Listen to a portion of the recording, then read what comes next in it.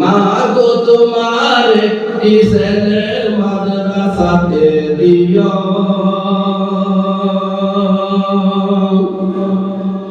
মা গো তোমার একটি ছেলে মাদ্রাসাতে দিও। এই পৃথিবীর বুকে তুমি জান্নাত কিনে নিও, এই পৃথিবীর বুকে তুমি জান্নাত কিনে নিও। এই পৃথিবীর বুকে তুমি মালিক তুমি আল্লাহ, জমিনের মালিক তুমি আল্লাহ। লা ইলাহা লা ইলাহা ইল্লাল্লাহ, সুবহানাল্লাহ আলহামদুলিল্লাহ, লা ইলাহা আরশের মালিক তুমি আল্লাহ,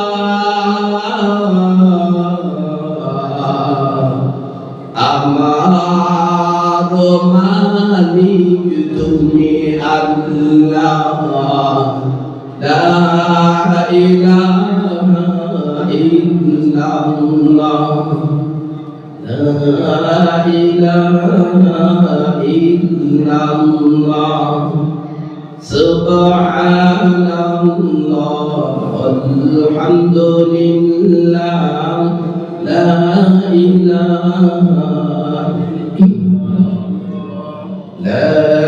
ইলাহা ইল্লাল্লাহ, মুহাম্মাদুর রাসূলুল্লাহ সাল্লাল্লাহু আলাইহি ওয়াসাল্লাম। মুহতারাম মুসল্লিয়ানে কেরাম, কালিয়াকুরের ঐতিহ্যবাহী বিদ্যাপীঠ জামিয়া ফাতেমাতুজ জাহরা বালিকা মাদ্রাসার পক্ষ থেকে আয়োজিত আজকের এই বরকতময় খতমে বুখারী অনুষ্ঠানে আল্লাহ রাব্বুল আলামিন আমাদেরকে উপস্থিত হওয়ার তৌফিক দান করেছেন। সেজন্য আমরা সকলেই শুকরিয়া দান করি আলহামদুলিল্লাহ। আলহামদুলিল্লাহ। আমরা আরো কৃতজ্ঞতা জ্ঞাপন করেছি যিনি আমাদেরকে এই ফিতনা ফাসাদের জামানায় আমাদের সবাইকে ইসলামের পক্ষে কোরআনের পক্ষে থাকার জন্য তৌফিক দান করেছেন। সেজন্য আমরা আবারও শুকরিয়া দান করি আলহামদুলিল্লাহ। সম্মানিত মুসলিম ভাইরা, ইসলামী ইতিহাসের অন্যতম বুজুর্গ আল্লাহ তাআলার অনেক বড় একজন ওলি হযরত বিশর হাফি রাহমাতুল্লাহি আলাইহি একদিন তিনি একটি কবরস্থানের পাশ দিয়ে হেঁটে যাচ্ছিলেন। কবরের পাশ দিয়ে যাওয়ার সময় তিনি অনুভব করতে পারলেন কবরের ভিতরে মরা মানুষগুলো কি নিয়ে যেন গন্ডগোল শুরু করেছে।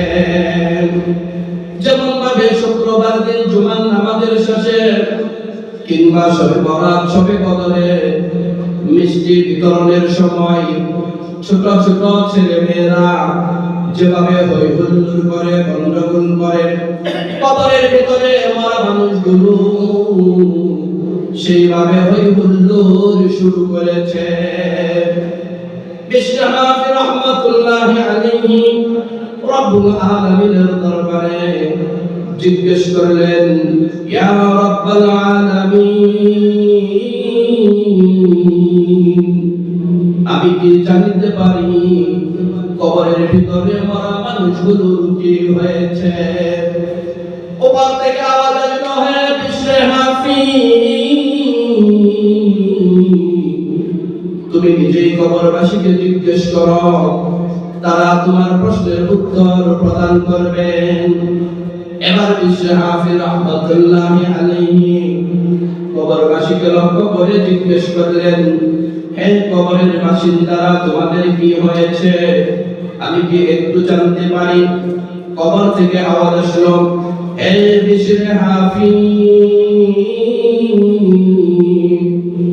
আজ থেকে 7 দিন পূর্বে আমাদের কবরের পাশ দিয়ে এক মাদ্রাসার ছাত্র কোরআন পড়নেওয়ালা আমাদের গোরস্থানের পাশ দিয়ে যাওয়ার সময় পবিত্র কালামুল্লাহ শরীফ থেকে ছোট্ট একটি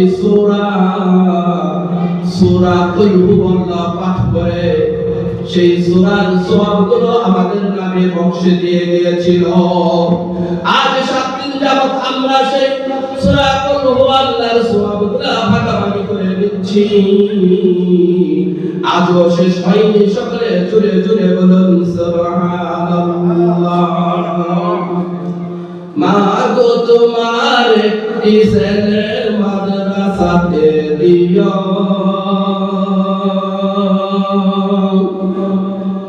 মা গো তোমার একটি ছেলে মাদ্রাসাতে দিও, এই পৃথিবীর বুকে তুমি জান্নাত কিনে নিও, এই পৃথিবীর বুকে তুমি জান্নাত কিনে নিও, এই পৃথিবীর বুকে তুমি জান্নাত কিনে নিও। ঠিক না ব্যাঠে? সম্মানিত মুসলিম ভাইরা, সূরা কুল হুয়াল্লাহর সওয়াব 7 দিন ধরে ভাগাভাগি করে দিচ্ছে, আজও শেষ হয়নি। সম্মানিত মুসলিম ভাইরা, আমাদের কবরের পাশ দিয়ে, আমাদের গোরস্থানের পাশ দিয়ে এমন মাদ্রাসার ছাত্র ছাত্রী হেঁটে যায়, আমরা সবাই চাই। ঠিক না ব্যাঠি? আমরা যারা যারা চাই কবরে শুয়ে শুয়ে শান্তিতে থাকবো, আরামে থাকবো, তাদেরকে অবশ্যই কোরআনের পক্ষে থাকতে হবে, হাদিসের পক্ষে থাকতে হবে, মাদ্রাসার পক্ষে থাকতে হবে, ইসলামের পক্ষে থাকতে হবে, তাহলেই আমরা কবরে শুয়ে শুয়ে শান্তি পেতে থাকবো। ঠিক না ভাই?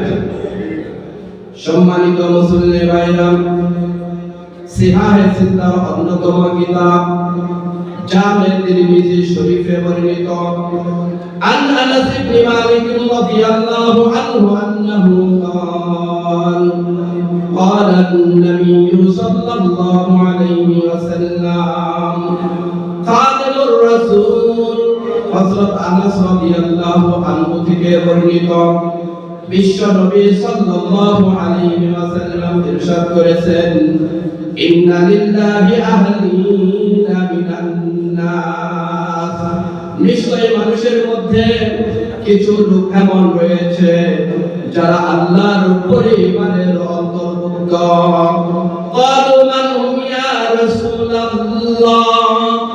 সাহাবীরা জিজ্ঞেস করলেন, ইয়া রাসূলুল্লাহ, সেই লোকগুলা কারা যারা আল্লাহর পরিবারের অন্তর্ভুক্ত?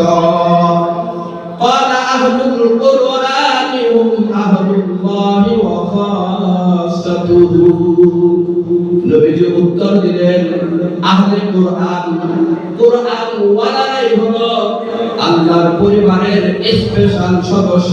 সকলে জুড়ে জুড়ে বলুন সুবহানাল্লাহ।